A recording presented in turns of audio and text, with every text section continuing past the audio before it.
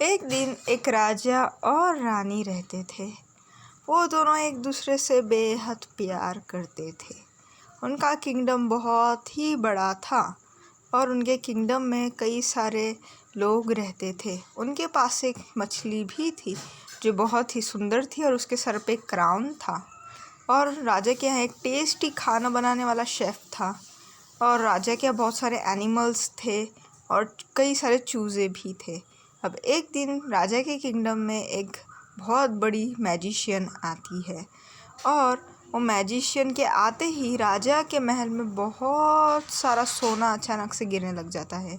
राजा के जो प्रजा और मंत्री होते हैं वो एकदम खुश हो जाते हैं और सब लोग बिना राजा से पूछे वो सारा सोना उठा के अपने कपड़े में भर के सब लोग लेना शुरू करते हैं और बहुत पूरा गांव राजा के महल में आ जाता है और सारा सोना लूट के सब लोग चले जाते हैं।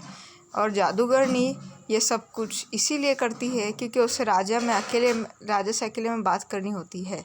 और वो राजा को कहती है कि राजा, मुझे पता है कि तुम्हें एक बच्चा नहीं है, तुम्हारे पास सब कुछ है लेकिन सिवाय एक बच्चे के। तो आज मैं तुम्हें वही चीज़ देने आई हूँ। मैं जादूगरनी हूँ और मैं अपने जादू से तुम्हें एक बहुत ही प्यारा बेबी दूँगी। इसलिए मैं तुम्हें एक एप्पल देती हूँ। उस एप्पल को खाते ही तुम्हारी वाइफ़ को तुम्हें ये एप्पल को खिलाना होगा और तुम्हारी वाइफ़ के खाने के 9 महीने बाद तुम्हें एक बहुत प्यारा बच्चा पैदा होगा। पर ध्यान रहे कि एप्पल पर किसी की नज़र नहीं पड़नी चाहिए, सिर्फ तुम्हारी वाइफ़ ही उसे देख सकती है। अब तुम्हारी वाइफ़ जो है वो उसे बिना देखे उसे तुम्हें खिलाना होगा।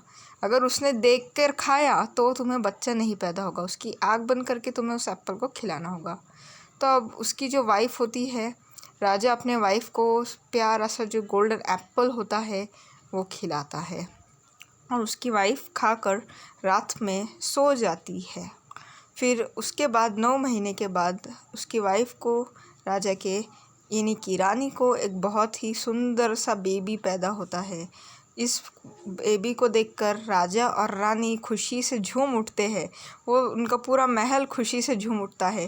वो बच्चा भी बेहद खुश मिजाज होता है, हमेशा हंसते रहता है और वो बच्चा बिल्कुल उस जादूगरनी ने जैसे कहा था वैसा ही पैदा होता है और दिल से भी बहुत ही खुश रहता है।